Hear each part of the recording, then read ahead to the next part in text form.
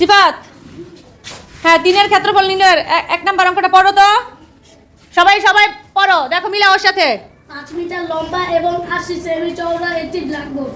5 metre লম্বা এবং 80 semi মানে কি সেন্টিমিটার চওড়া একটি কি ব্ল্যাকবোর্ড। তাহলে এটার কি নির্ণয় করতে হবে? ক্ষেত্রফল। আচ্ছা বোর্ডের দিকে দেখো।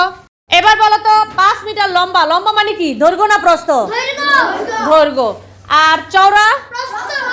চওড়া প্রস্থ। আমরা কিন্তু এটা জানি যে লম্বাটা হচ্ছে কোনো কিছু দৈর্ঘ্য, আর প্রশস্ত মানে চওড়া ওইটা হচ্ছে পাশ। আমরা যেটা কি বলি পাশ, ওইটাকেই সুন্দর ভাষায় বলে কি অঙ্কের ভাষায় চওড়া বা প্রশস্ত, ওইটাকে কি বলে প্রস্থ। প্রস্থ বলে। তাহলে আমরা অবশ্যই ক্ষেত্রফলের সূত্র জানি। তাহলে এটা কি বর্গাকার নাকি আয়তার ক্ষেত্রফল? বর্গাকার হলে তো 4টা বাহু সমান হইতো না?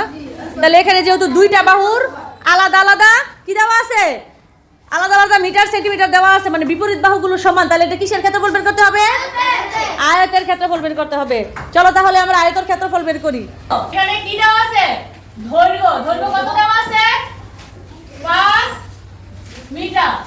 আবার প্রশস্ত মানে প্রস্থ দেওয়া আছে কি 80 সেন্টিমিটার। তাহলে মিটার রেখে আমাদের সেন্টিমিটারে দিতে হবে না? জি দিতে হবে।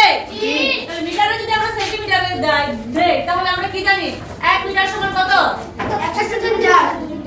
1 মিটার সমান 100 সেন্টিমিটার। 100 সেন্টিমিটার। তাহলে 5 মিটার সমান কত হবে? 100 গুণ 5 সেন্টিমিটার। হয়েছে? তাহলে কত হলো? 500 সেন্টিমিটার। এখন দুইটার একক কি সমান হয়েছে? প্রস্থ হচ্ছে 80 সেন্টিমিটার আর এখন আমরা সেন্টিমিটার মানে কি ক্ষেত্রফল বের করতে পারবো। তাহলে আমরা কি জানি? আমরা জানি কি জানি? ক্ষেত্রফল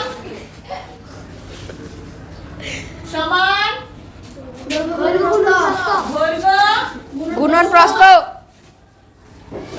প্রস্থ ঠিক আছে, দৈর্ঘ্য গুণ প্রস্থ। তাহলে দৈর্ঘ্য কত? 500 সেন্টিমিটার। কি 80 সেন্টিমিটার। এই গুণ চিহ্ন। প্রস্থ কত? 80 সেন্টিমিটার। 80 সেন্টিমিটার। সেন্টিমিটার। ঠিক আছে, এবার আমরা কি করব? গুণ করব। কি করব?